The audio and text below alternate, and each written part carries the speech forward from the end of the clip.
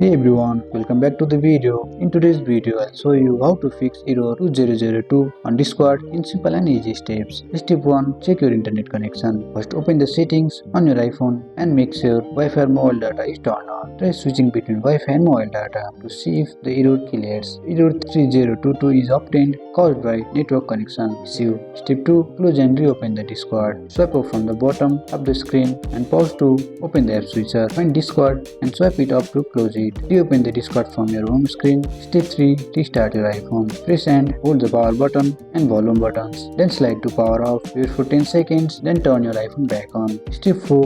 Update the Discord app. First go to the App Store. Then search for Discord. If you see update, tap it and wait for the update to complete.